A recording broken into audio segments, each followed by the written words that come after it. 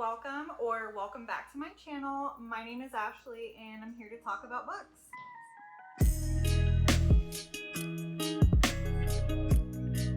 This idea came from another one of Gabby Reed's videos. She does something called the backlist bonanza where she just reads a bunch of backlist books that have been on her TBR for a while.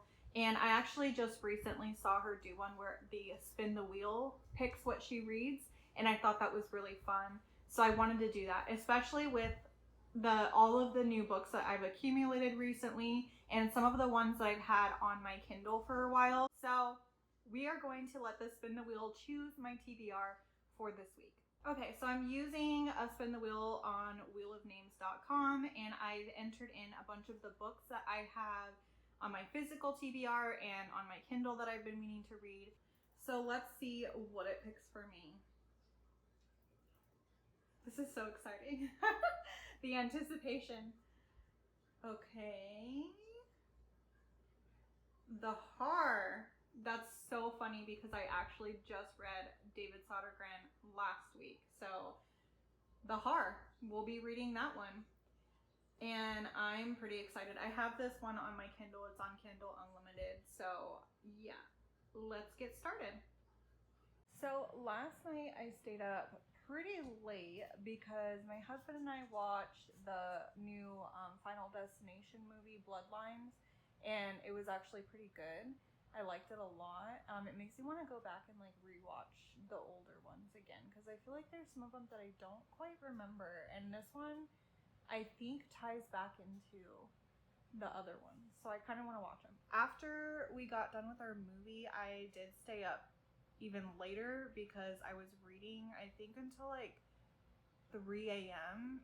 But I only got 50 pages in because I was very tired, but I wanted to make some progress. So I did sleep in pretty late, but that's okay because it's always nice to catch up on sleep. Right now, I am just waiting for Jazz to come over. She just got off work and then she's gonna come pick me up because we're going to get our nails done. And then we're also going to Lush because I wanted to get some like bath bombs for an upcoming trip we have that has a really nice bathtub in the Airbnb, and I'm about to take advantage of that. As far as my thoughts go on the Haar, I am kind of struggling just a tiny bit, just a little tiny bit, because it's written with like accents and stuff, which the same thing with Rotten Tommy, but with Rotten Tommy I felt like I could understand it a little bit more. The way that this book is written and it has like little accents and stuff in there, I have to think a little bit harder, which was why it was taking me so long to read 50 pages last night with being all like tired and everything. But I still think so far I'm following along pretty well. It's a Scottish town called Witch Haven, and there's a bunch of like older people that live there, people who have been there for a really long time. And then this really rich billionaire man bought out most of the land on this town and has like purchased people out of their homes and stuff. And then we have our main character, I think her name is Mariel, who does not want to sell her house, and she's being extremely stubborn about it because her husband built the house and he's no longer around because he passed away. So she really does not want to sell this house, and they are trying really hard and trying to convince her and like giving her outlandish deals on her house. So it seems like there's kind of that situation where she's not wanted there and they're trying to push her out, and she doesn't want to get out. And then there's some kind of mysterious fog in the area called the Haar. There was a little bit, from what I understand, of like a creature in this fog, and there's been a little bit of violence, a little bit that kind of caught me off guard because at first I was like, oh, this is just a bunch of old people like driving their tractors and stuff. But there was a little bit of like sexual nudity stuff that I just wasn't expecting. But I mean, it is David Sodergren, so I guess I could have expected that. This one feels a lot different from the other two books that I've read from him, which were Maggie's Grave and Rotten Tommy. Those ones were very violent and very sexual. And this one has not gone there so far, just like a tad bit. But yeah, so I don't know if this is going to be different or if it's going to get like, it's going to go there like the other ones did. I guess we'll have to see. And I don't have like an audiobook to listen to this one. So if anything, I'll probably just read while I'm getting my nails done, maybe. And then, yeah, I'll catch up with you guys later.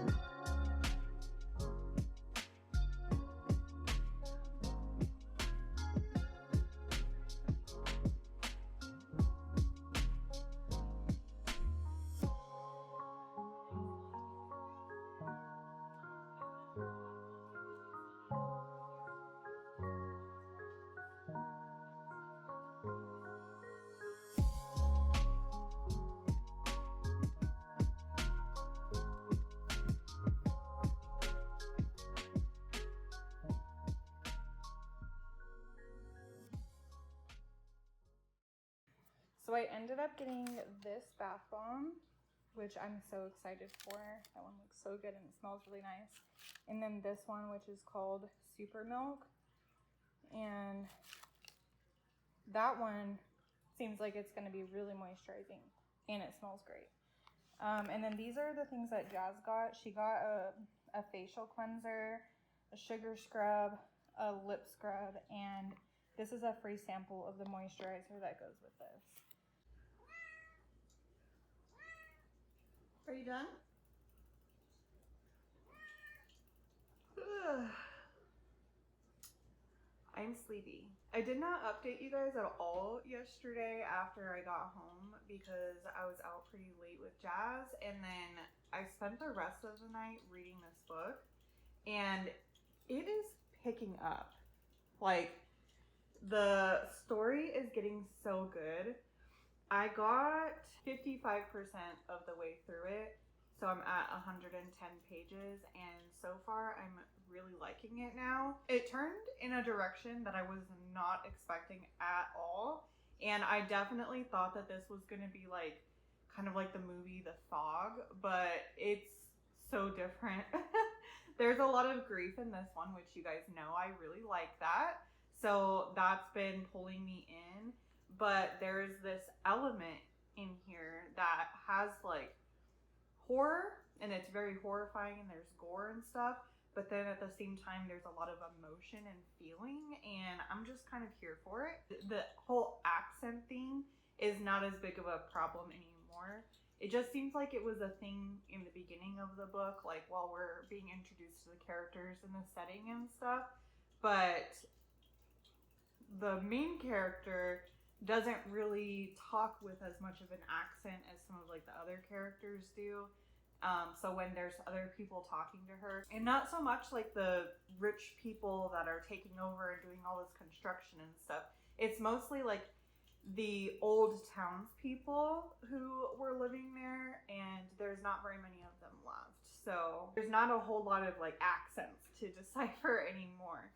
So yeah, now the story is going really well, and I kind of want to finish this before I have to start work today because I don't have the audiobook, and I want to know what happens. Like, I'm very much captivated in what's going on right now, and I need to find out like what happens with this main character and the situation that she's now in, now that like the haar has come in.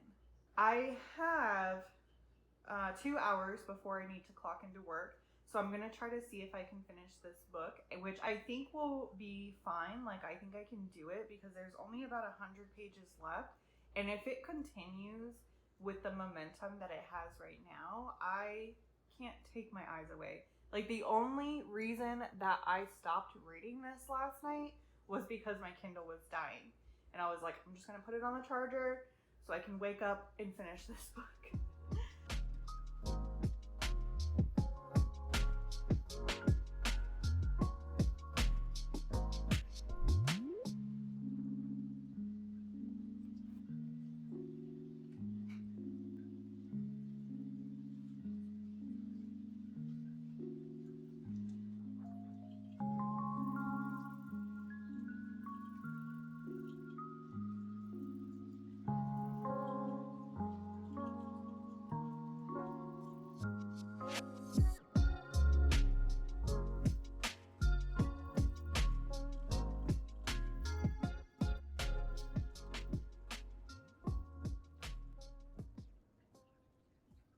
I finished the Haar last night, very late last night. I've been staying up late reading again, which is not the worst thing in the world, though I'm just coming at you guys with a little update on that. And it was actually really good. It was different than the other David Sodergren novels that I've read because the other ones were very splatterpunk. This one was also splatterpunk, like it went there, but it also had this heartfelt, emotional story connected to it that was like completely different than the other ones that I've read from him. This one had a lot going for it because the characters were really well done. The villain was villaining hardcore. The main character, Muriel, you connect with her throughout the book and you develop this like empathy for her and what she's going through and what she has gone through, and kind of like you see different aspects of her life all throughout the book, like the past and the future and things that her and her husband went through together, and then how she feels about him. And even though he's like gone, she was still very much in love with him.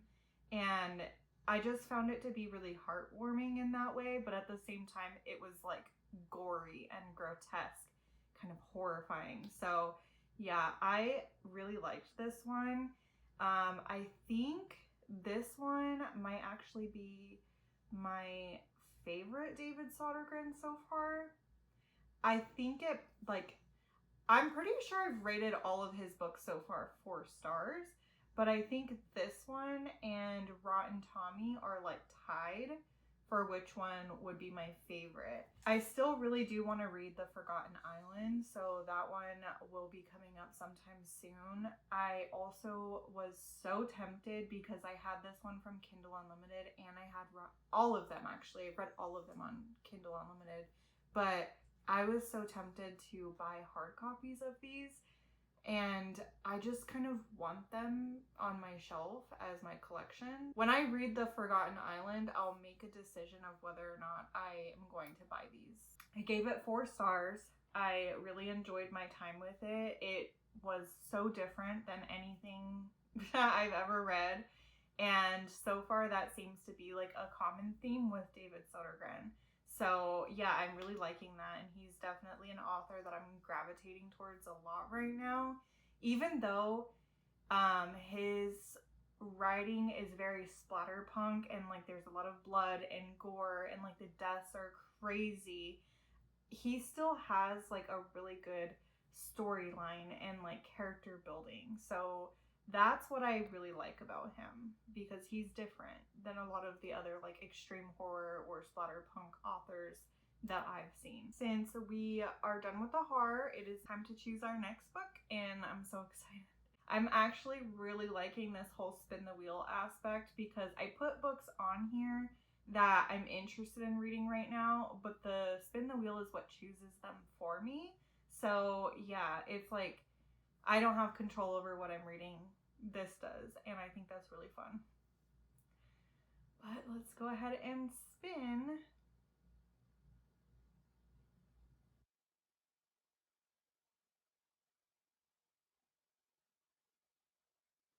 Diana, okay, quite the switch up there, but let's get started with Dirty Diana. All right, I went and grabbed it off my shelf, so this is gonna be our next read.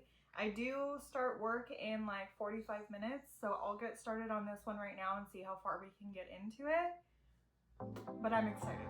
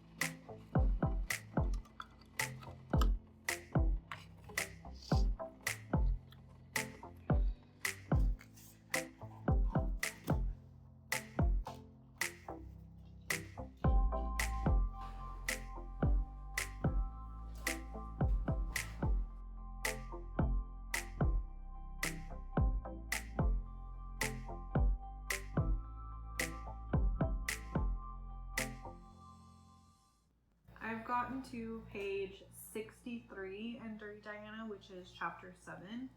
And so far, I'm having a lot of thoughts. And a lot of them being that I don't really like this main character a whole lot. I'm having some issues with her because I know that, like, she is falling out of love with her husband and that she's unhappy in her marriage. But there's been little things here and there that have been thrown in where it's kind of discussing why she's unhappy in her marriage. And I feel really bad for her husband because she doesn't really communicate these things with him. She almost expects that because they've been together for so long that he should just know how she feels and that he should be able to, like, read her mind. So those things are kind of meh. Like, I'm not enjoying her as a character. I am invested in the story and I want to find out what happens between her and her husband, or like what she ends up doing. I don't really remember what the back of this book says. All that I remember was that it was like a marriage gone stale. But yeah, those are the thoughts that I'm having so far. I've been annotating just because I do have so many thoughts, but for only being like this much into the book, I already have quite a few tabs here. So yeah, I don't know. I feel like this is a really good character study, and kind of like what happens in relationships when there's a lot of fire to begin with, and then life kind of gets in the way, and you have kids and things that all married couples go through, but some don't make it out of. Sometimes it doesn't really work out for a lot of people, whereas other people can communicate. I'm interested to see where this story goes and what ends up happening with these characters. I hope that Oliver, her husband, Oliver, doesn't end up getting like his heart completely shattered, because he seems like such a sweetheart, and I don't know, I like Oliver more than Diana. But regardless, those are my thoughts on Dirty Diana so far. It is a lot smuttier than what I expected. There's a lot of sex scenes. The very first chapter in this book is a sex scene, and I was like, oh, okay, right out the jump. I started not feeling good today, like my throat is hurting and I'm having a lot of phlegm and stuff. So I made myself a tea, a hot tea, hoping that it would kind of like help my throat a little bit, but it's not really. Like, my throat is still hurting and I'm sneezing a lot. So I think I'm getting sick, which is really unfortunate. All right, guys, I am officially sick. It is now 5 o'clock and I have spent all day in bed. Shadow baby, come here, honey. Come here, come here. This morning was Shadow's appointment to get fixed and get his vaccines because, believe it or not, he is a puppy. We just got him like right before I started YouTube. So he's not even a year old. But yeah, we went and got him fixed today and he got his first round of shots. So we had to drop him off at the vet at 7 a.m. They ask you how you are, you just have to say that you're fine when you're not really fine. And as soon as I woke up this morning, I was like, no, it's not happening. Like, it feels like razor blades when I swallow water. So that's not good. And I had to call off of work. And then we got back, I had my virtual therapy session, and then I was going to like take a hot shower right after I got out of that session, but I came and laid down in the bed and I fell asleep because I was just like knocked. I was so exhausted. My body is like really sore. And no, I don't have COVID. It's negative. I'm just sick. So yeah, this is not fun for me. Next thing I know, I'm waking up because they're calling us, telling us that Shadow was ready to be picked up, which he was not good at the vet at all. Like, he tried to bite people. So yeah, he was not happy to be there. Were you, honey? He also does not want to have his cone on. Like, I tried to put it on him, he immediately takes it off, and it's not good. Right, honey? And it doesn't fit around the collar that we have either. Like, the collar that we have is very thick, and it doesn't fit around that, so he hasn't been licking himself, which is, like, the whole reason for the cone. So as long as he continues to be a good boy, he can just go without the cone.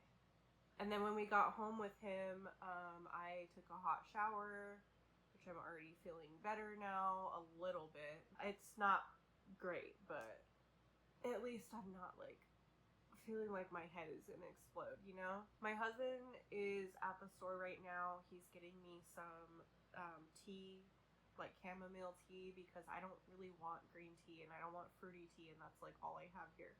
So he's at the store right now getting me some tea and some Sudafed. I'm gonna try to get some reading done while my eyes don't feel extremely heavy right now, and we'll see if I can make some progress. I'm not counting on myself reading anything today because if my body needs to rest, my body needs to rest. But yeah, I'll update you guys once that I have one.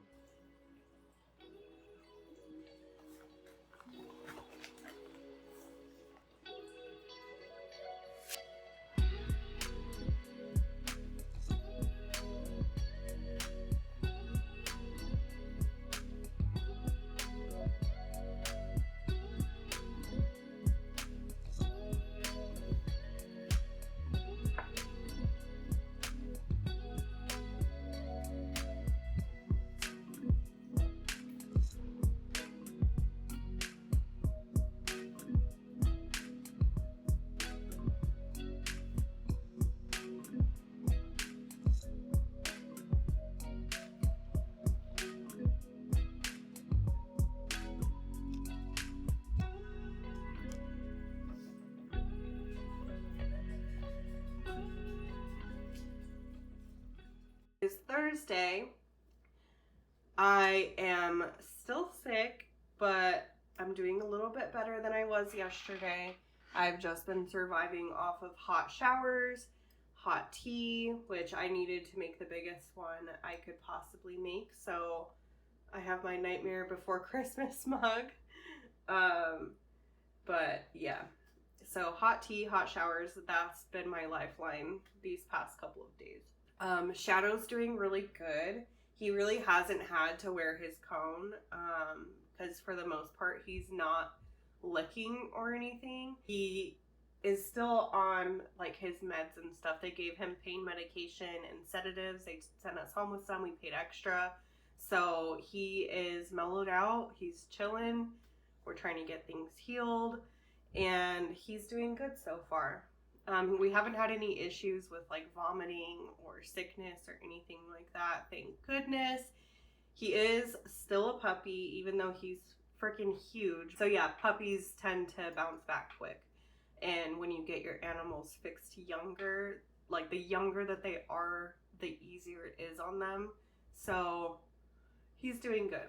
He just needs to stay steadily on these sedatives because he's a very high energy puppy. Last night I finished Dirty Diana. I have a lot of thoughts on this book.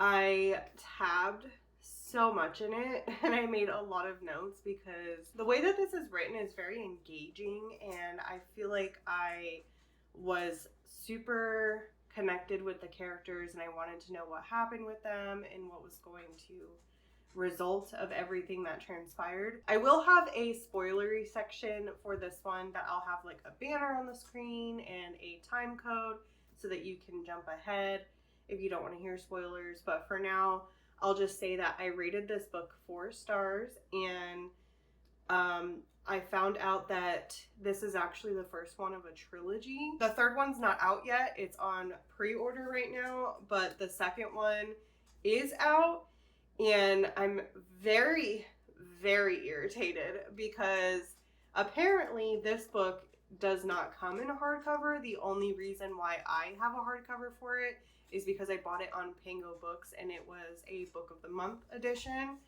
So it only comes in paperback, which means that the second one and probably the third one only comes in paperback. And that is illegal. Like, for me to buy a paperback when I have the hardback on a series, I'm so irritated by that. Like, I don't even want to buy it now. And part of me was thinking like, well, I could go back and get like the paperback one of this one so that they're like all the same. But I tabbed it, I annotated it. There's tons of notes in here and thoughts. And I put a lot of work into this one. So I don't want to buy a paperback when I did all this. So yeah, that is really annoying. I think it's possible that I might buy it on my Kindle, but I don't really know. But whatever. So yeah, I rated it 4 stars. It was a very challenging and complicated read for me because I did connect a lot with the characters, and Diana was one of those characters for me that I flipped back and forth on, like that I liked her and then I didn't, or I was rooting for her and then I was like, girl, what the fuck are you doing?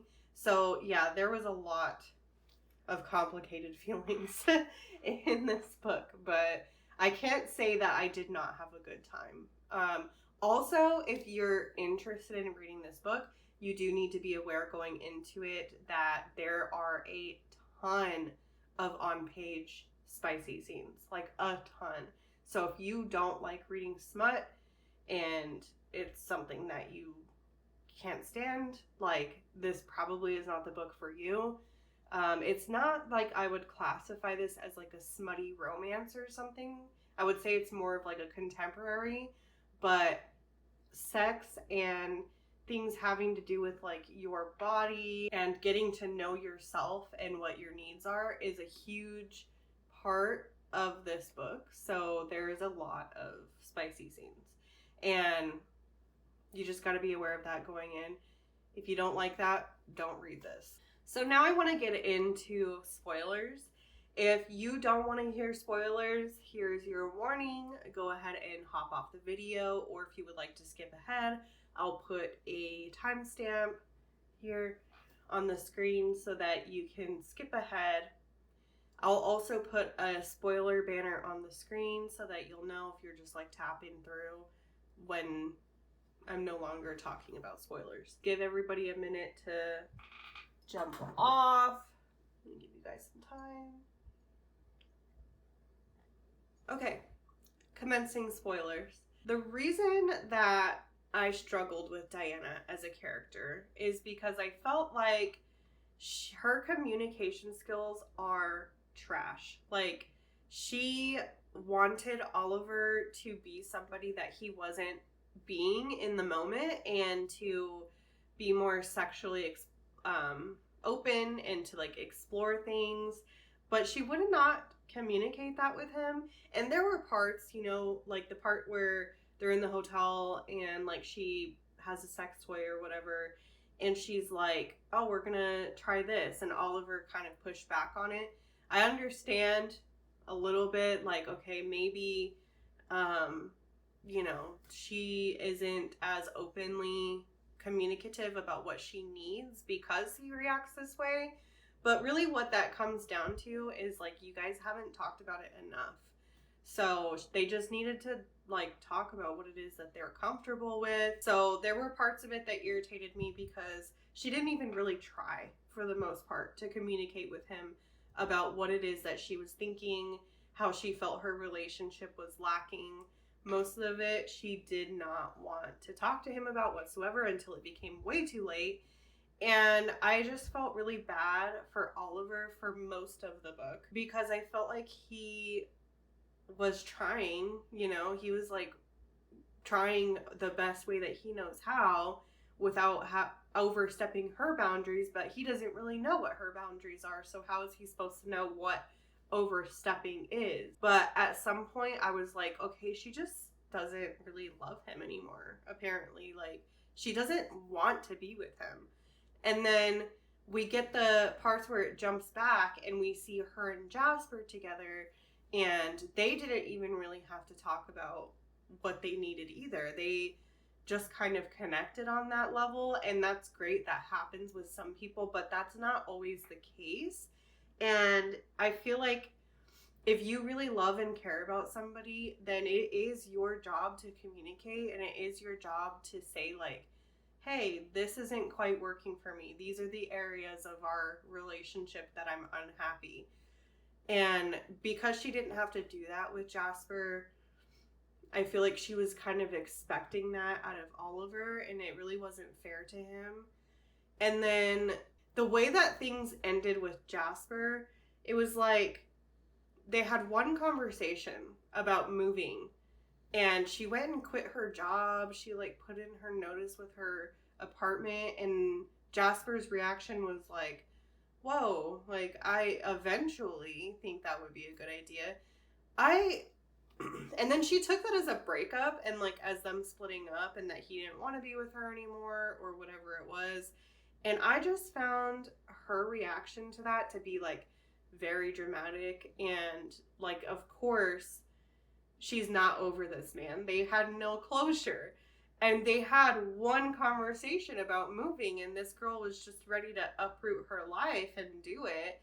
And as a person that lives with anxiety, like, I would not be comfortable. I would be like, we have to get our ducks in a row. Like, we need to figure out if this is actually something that we can do. Can we afford it? Like, where are we renting the moving truck? I don't know how far away these places are, but like, plane tickets, how would we move our stuff? Whatever it is, like, I would want to get it figured out and be on the same page with him, not just go the next day and jump ship and be like, quitting my job on the spot. I just felt like the way that she reacted to that situation with Jasper, of course she's not over this man. She was like head over heels for him.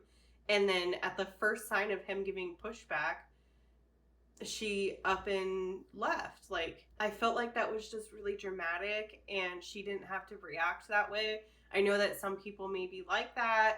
This character is flawed, but like, she was not healed from previous relationships, and then she went into a marriage, which is another reason why I feel like her relationship with Oliver kind of turned into what it is, because girl, you weren't ready, and what you wanted was another Jasper, honestly.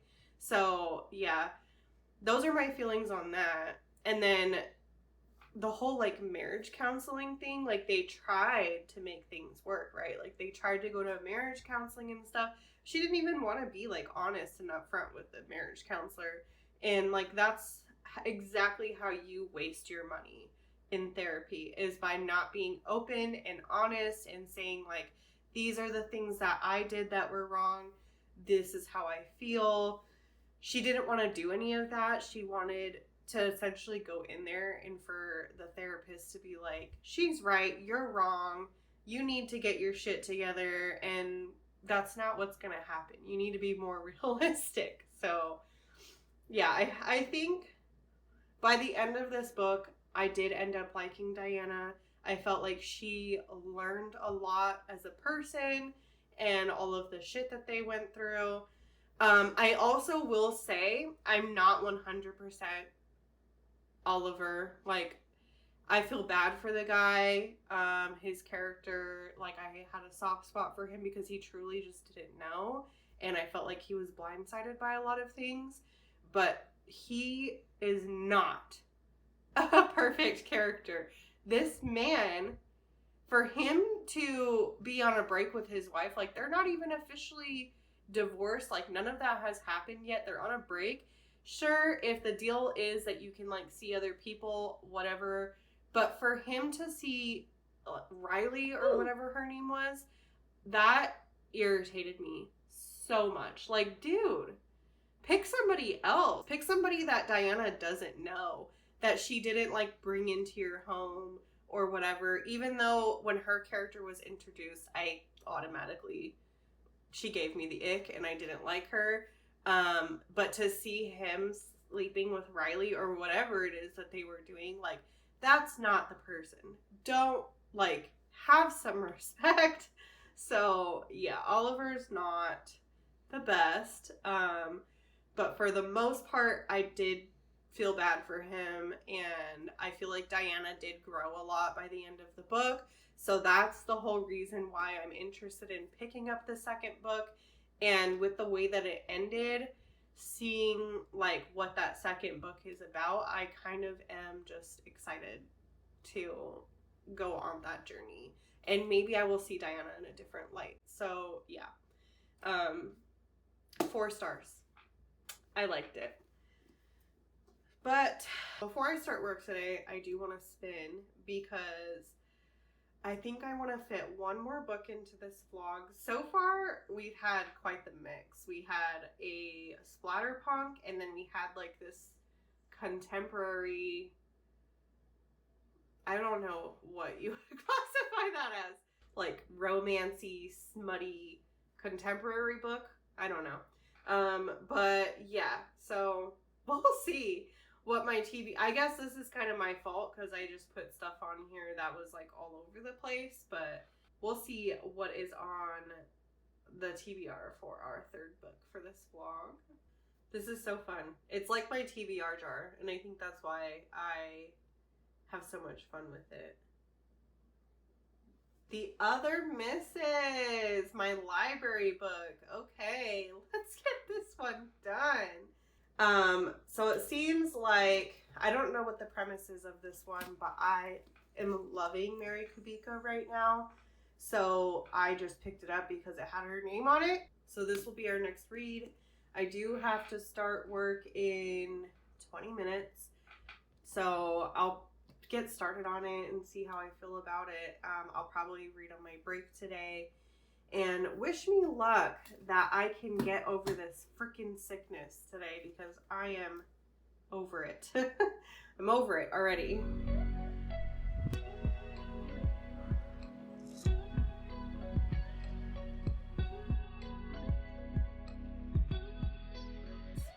Hello guys, it is Friday.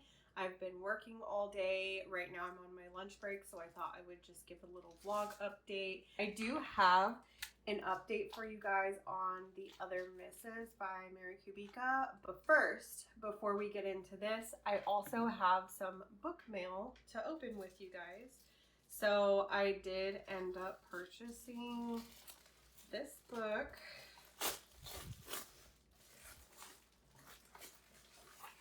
In a paperback. Diana in Love. And my god, I was hoping that it was at least going to be similar in size. This is crazy, like, the difference. I am so not happy about that. I don't even know if I want to put them next to each other on the shelf. Yeah, I don't know. I don't know how I feel about this, but I did pick up the second book, Diana in Love, even though I'm not really a series reader. With the way that one ended, I do want to continue with these characters and see what happens with them. And this is very short, so it's hard to say no. And then the third one, if I get to that point in this series, no pressure on me. The third one I think is on pre-order right now, so I didn't get it because I want to see how the second one makes me feel. Next, I am very excited about this package. I have been waiting to open it on camera with you guys. And it's just been sitting here staring at me. Oh my god, it's so beautiful. So one of my all-time favorite thrillers is Behind Her Eyes by Sarah Pinborough, and she came out with a new book this year. I had to get it. I looked at the book on Amazon just to see, and I saw that they had this sprayed edges one, so of course I had to get it. And plus I saw Haley Hughes read it and she was like, I'm obsessed with this book, it's so creepy. I'm really hoping we'll get a similar like crazy twist as we did in Behind Her Eyes, where it just completely changed the entire dynamic of the story. That would be awesome. But We Live Here Now by Sarah Pinborough. I had to buy this so bad. I mean, do you see this? Do you see how beautiful this is? Like, oh my god. It is so pretty. I'm obsessed with the cover. I'm obsessed with the whole aesthetic of this book. Like, I'm super excited to read this. I said originally that I was going to do this vlog over 1 week, but I will be extending it one more day because I'm realizing now that this is a 400-page book, and I'm not going to finish it today. Like, I have to work. So I'll read it tonight, and then I will read it tomorrow, which is Saturday, and hopefully I can finish it, but we'll see what happens. I'm not going to force myself to finish anything within a certain time frame. I would like to enjoy what I read. If I have to stop in at a later date and give an update, I guess I could do that. But I got about 80 pages into this, and it's a little bit different than the other Mary Kubica's that I have read. For one, her setting is always in Chicago, pretty much.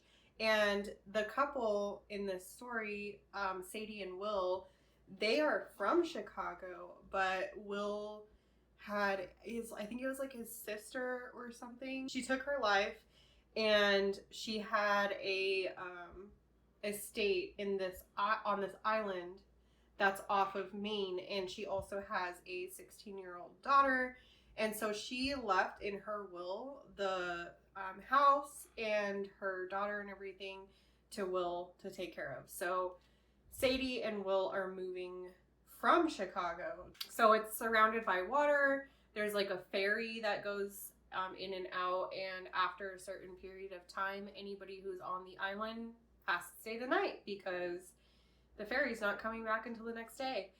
The atmosphere is like rainy. There's a lot of talk about like in the winter time, the water around them freezes and the ferry can't like transport people to or off of the island. So they kind of get like secluded and stuck there. So I kind of like that aspect. Right towards the beginning of the book, you find out that one of the neighbors is murdered shortly after this family moves here. And her husband, Will, he knows people on the islands. Like, he's familiar with some of the people that live there. But Sadie has never been here before. She's brand new. She knows nobody. And so she's getting a lot of, like, information about the town through her husband. And then there's also this aspect of like distrust in their relationship because Will has cheated on her in the past and they decided to stick together and work through it. So yeah, there's some kind of like distrust going on here, but there's also like a murder that happened and Sadie just feels pretty alone. And they also have 2 kids as well. So they have Imogen, which is the niece that they're taking care of now, who lived at this house And then they also have, I think it's 2 boys. So there's a lot of things going on here, a lot of like family dynamics, secrets, and things thrown in here. I'm very interested in it, but I also am not like connecting right off the bat with this one as I have with other Mary Kubikas in the past. So I guess I will see how I feel about it once that I read some more. Later tonight, my husband and I are probably going to just stay up and watch a movie since it's Friday. I am not a social person, like going out and doing stuff at all. So, and then tonight I'll probably make some more progress in this book, but I am planning on getting most of my reading done tonight before I go to bed and tomorrow on Saturday. So yeah, I will see you guys tomorrow. Hi friends, so it is Tuesday, so it's been a little while since I updated this vlog, but I just finished The Other Misses by Mary Kubica, and this one I think I'm gonna give it 3 stars because I know that this one was published in 2020, and like the twist that was in this book is one that I definitely saw. There were a couple of different theories that I had going on, which is why I did enjoy my time reading it, because I kind of was like, well, that would make sense if it was this twist or if it was that, but it ended up being a twist that I definitely did see coming. And I feel like if I read this book in 2020, which is when this was published, then I probably would have enjoyed it way more and probably given this 5 stars. But because I have read so many thrillers and I have seen this trope done before, it wasn't like all that surprising to me or shocking, and I definitely predicted it. So yeah, but it was still a good time. I also didn't really care too much for the ending and like finding out what actually happened. And I kind of feel like this author was just writing, you know, she was like, oh, we're having such a good time writing this book and blah, blah, blah. And then she was like, oh crap, it's almost 400 pages, so I need to wrap this up now. And like the ending of it felt rushed in that way. Or it just kind of felt like everything really came to a head and then we had to just end it there. And like the way that last chapter, after everything was said and done, like, I don't know. I just don't know how I felt about all of that. And I don't know how much I really liked that, but I still had a really good time reading this book, and it's probably my least favorite from Mary Kubica so far, but it is also an older published one. Okay, so it looks like she started publishing in 2014 with The Good Girl and then Pretty Baby and Don't You Cry, which I have seen those 2 at my library as well. So this is actually the 6th book that she came out with. So it's like right in the middle of all of her publications. But all the other books that I've read from her have actually come out after this one. So I've read everything that was written after this one, except for it looks like she has one coming out next year, and obviously haven't read that one yet. So I think I'm going backwards.